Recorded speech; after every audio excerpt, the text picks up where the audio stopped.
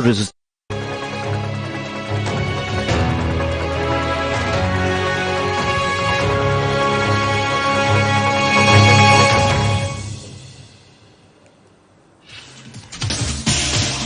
बिलासपुर स्थित माता नैना देवी के दरबार पहुंचे बीजेपी के राष्ट्रीय अध्यक्ष जेपी नड्डा। विधिवत रूप से की माता की पूजा अर्चना, चुनाव में जीत के लिए मां से लिया आशीर्वाद। सीपीएम नेता सतपाल मान ने की प्रेस वार्ता, मोदी सरकार की नीतियों पर किया प्रहार, इंडिया गठबंधन के समर्थन की अपील की।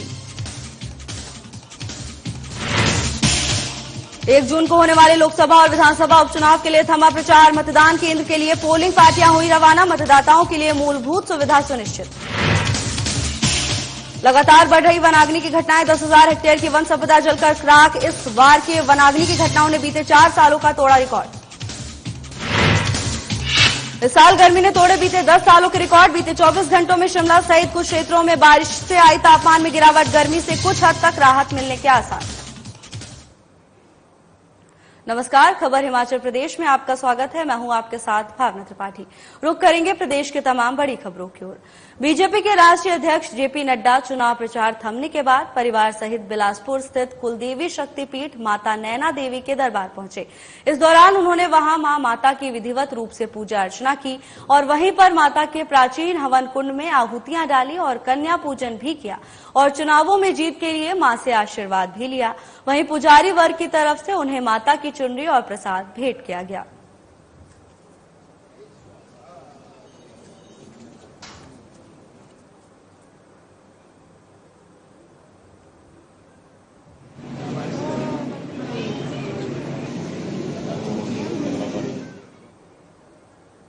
जिला सिरमौर सीपीएम नेता सतपाल मान ने प्रेस वार्ता के दौरान भारतीय जनता पार्टी की नीतियों पर कड़े आरोप लगाते हुए मोदी सरकार पर प्रहार किया। सतपाल मान ने वर्तमान कांग्रेस पार्टी की सरकार से आग्रह भी किया है कि जो संस्थान बंद किया है उन्हें पुनः खोला जाए। प्रेस वार्ता में सतपाल मान ने इंडिया गठबंधन को समर्थन देने के पक्ष में भी बात की। खबर सिरमौर से है, जहां लोकसभा चुनाव को लेकर लगातार वार पलटवार का दौर जारी है। इसी क्रम में सीपीएम नेता सतपाल मान ने प्रेस कॉन्फ्रेंस की। इस दौरान उन्होंने बीजेपी पर जमकर निशाना साधा। उन्होंने इस दौरान इंडिया गठबंधन से समर्थन की अपील की है। तो वहीं बीजेपी सरकार पर आरोप लगाया है कि वो नीतियों को बंद कर देते हैं, जिन्हें उन्हें अब फिर दोबारा से चालू कर देना चाहिए।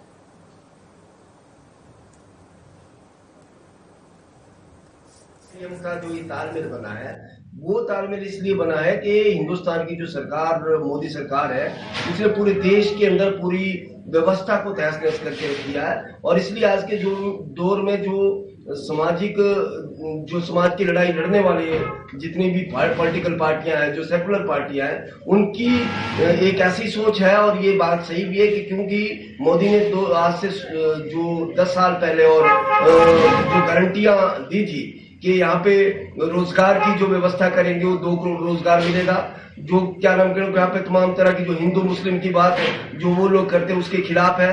और जो देश के अंदर आज के दौर में जो देश बर्बादी की तरफ जा रहा है, जिसमें अमीरों को और अमीर किया जा रहा है और जो गरीब है, जो किसान है, उस किसानों की हालात बदतर है। और इसके लिए पिछले जो साल है, उन सालों में 380 दिन का आंदोलन यहाँ पे हुआ है किसानों का, परंतु किसानों को उसमें बहुत सारी कुचला भी गया किसानों को। और आंदोलन के अंदर किसानों की 735 किसानों के लगभग यहाँ पे मृत्यु हुई है। हमने जो तय किया है कि ये सरकार किसान विरोधी है, ये लोकतंत्र विरोधी है। और जो कम्युनिस्ट पार्टी का मानना, वो ये मानना है कि जो आज के दौर लोकतंत्र है, जो संविधान है, वो सारा चीजें आज के दौर में खतरे के अंदर है। और इस खतरे को अगर देश को बचाना है, दोबारा से गुलामी से बचा 1 जून को होने वाले लोकसभा और विधानसभा उपचुनाव को लेकर प्रचार थम गया है।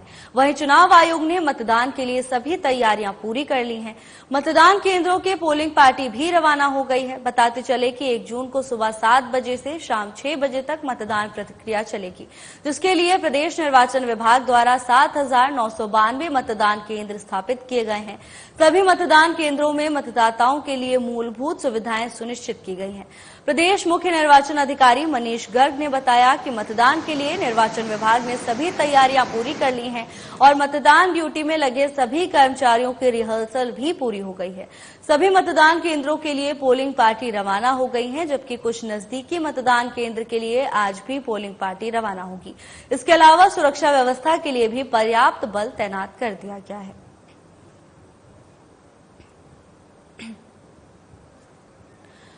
लोकसभा चुनाव को लेकर प्रचार का दौर अब थम गया है, जिसके बाद जिला निर्वाचन विभाग पूरी तरह से अलर्ट मोड पर नजर आ रहा है। पोलिंग पार्टियों के लिए मतदान केंद्रों के लिए पोलिंग पार्टियां रवाना हो गई हैं, तो वहीं पुलिस प्रशासन भी पूरी तरह से अलर्ट मोड पर है।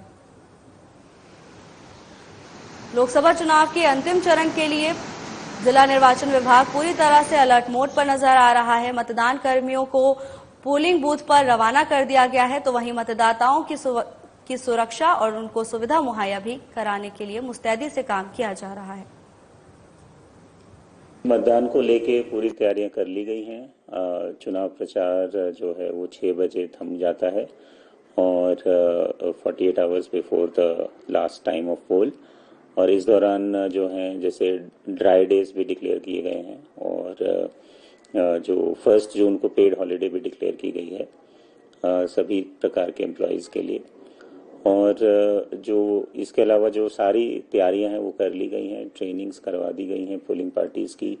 पोलिंग पार्टीज़ का डिस्पैच भी स्टार्ट हो गया है, काफ़ी हद तक कंप्लीट हो गया है और फोर्सेस का डिप्लॉयमेंट भी कम्प्लीटली हो गया है। सफिशिएंट नंबर ऑफ फोर्सेस हमारे पास अवेलेबल हैं, तो इस प्रकार सभी तैयारियां जो है वो पूर्ण कर ली।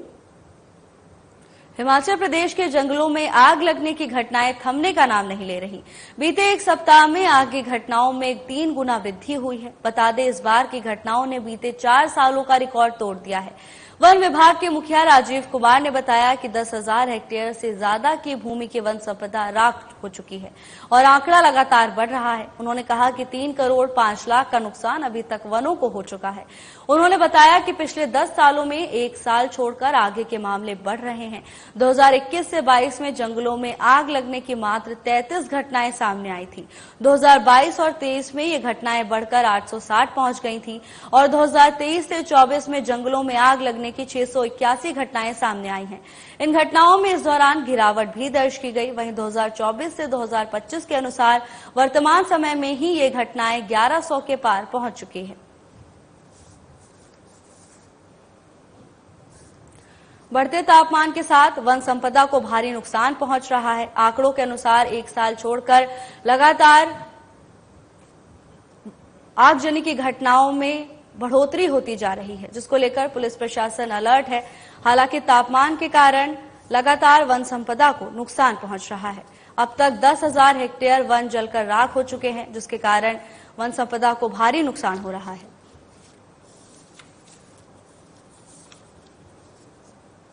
हिमाचल के वन जो कि यहाँ की सुंदरता और खूबसूरती का मुख्य बिंदु रहे हैं और हमारी प्रदेश की जनता के लिए भी उनकी बहुत आवश्यकता है। मैं इस बार दुख के साथ बताना पड़ रहा है कि लगभग 1100 घटनाएं पिछले कल तक हो चुकी थी आगजनी की। इसमें लगभग हमारा 2200 हेक्टेयर के करीब पौधरोपण का नुकसान हुआ है और अन्य जो है 7,800 नेचुरल जंगल में आग लगी है और लगभग 10,000 हेक्टेयर अगर हम टोटल बात करें लगभग 3 करोड़ 5 लाख रुपए का नुकसान कल शाम तक हमने आंका था। इस बार वैसे ये देखा गया है पिछले कुछ सालों का, पिछले 10 सालों का जो हमने डेटा देखा है, तो हर लगभग 2 से 3 साल में एक साइक्लिक प्रकृति में होता है कि 2 साल आग कम लगती है, फिर तीसरे साल आग ज्यादा लगती है। प्रदेश में राजनीतिक गर्मी के साथ सूरज की भी तपिश अपने चरम पर है। इस सीजन में गर्मी ने गत 10 सालों के रिकॉर्ड तोड़े हैं। इस बढ़ती गर्मी से जहां फसलों को नुकसान हो रहा है, वहीं लोग भी बेहाल हैं। बता दें कि गत 24 घंटों में शिमला सहित कुछ क्षेत्रों में बारिश से तापमान में हल्की गिरावट आई है। वहीं लोकतंत्र के महापर्व पर इस गर्मी से कुछ हद तक राहत मिलने के आसार हैं। बता दें, मौसम विज्ञान केंद्र ने अगले 3 दिनों तक प्रदेश के कुछ क्षेत्रों में वर्षा की संभावना जताई है। हालांकि मैदानी क्षेत्रों को अभी इस गर्मी से निजात के लिए इंतजार करना पड़ेगा। मौसम विज्ञान केंद्र के निदेशक सुरेंद्र पाल ने कहा कि शिमला में वर्षा से तापमान में गिरावट आई है। तापमान गिरकर 28.8 डिग्री तक पहुंच गया है। प्रदेश के कुछ क्षेत्रों में वर्षा से 1 से 2 डिग्री की गिरावट दर्ज की गई है। वहीं प्रदेश के 6 जिलों में बारिश से मध्यवर्ती और ऊंचाई वाले क्षेत्रों में तापमान में गिरावट दर्ज की गई है।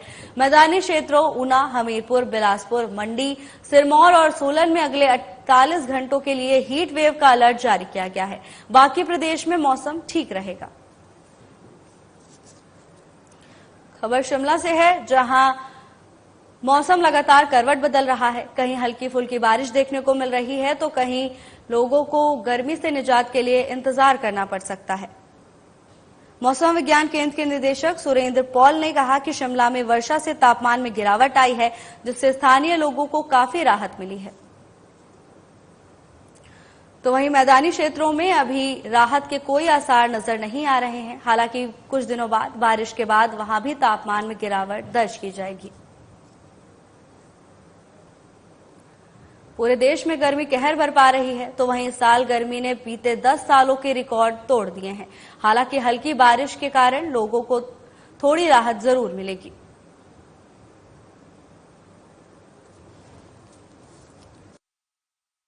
शिमला का देखिए टेम्परेचर पिछले 24 घंटे में कम हुआ है और 28.8 पिछले 24 आवर्स में रिकॉर्ड किया गया मैक्सिमम टेम्परेचर, तो उसमें कमी आई है 2 डिग्री के आसपास। ओवरऑल हिमाचल की बात करें तो करीब 2 डिग्री के आसपास जो है प्रदेश में सभी जिलों के तापमान में कमी आई है। तापमान बढ़ना भी उसका एक कारण है, लेकिन बिल्कुल वही नहीं है, उसकी और भी वजह हो सकती है, लेकिन टेम्परेचर का बढ़ना भी एक मुख्य कारण है। क्योंकि अगर आग लगती है तो आग को फैलाने में जो है हाई टेम्परेचर जो है मदद करते हैं, लेकिन अभी आप देख रहे होंगे कि पिछले 24 घंटे में 6 जिलों में कुछ हल्की बारिश हुई है, तो उससे हिमाचल के जो मध्यम और ऊंचाई वाले क्षेत्र है वहां पे तापमान में कमी आई है। अगले 48 घंटे जो मैदान से लगते हुए जिले हैं जैसे ऊना, हमीरपुर, मंडी, बिलासपुर, सिरमौर और सोलन, यहाँ है 48 आवर्स में हीट वेव की कंडीशन बन सकती है, लेकिन बाकी प्रदेश में अब ठीक रहेगा और उसके बाद फिर ओवरऑल तापमान में कमी रहेगी। बहुत ज्यादा तापमान आने वाले दिनों में नहीं बढ़ेंगे। फिलहाल के लिए बस इतना ही। जल्द हाजिर होंगे नई अपडेट्स के साथ। नमस्कार।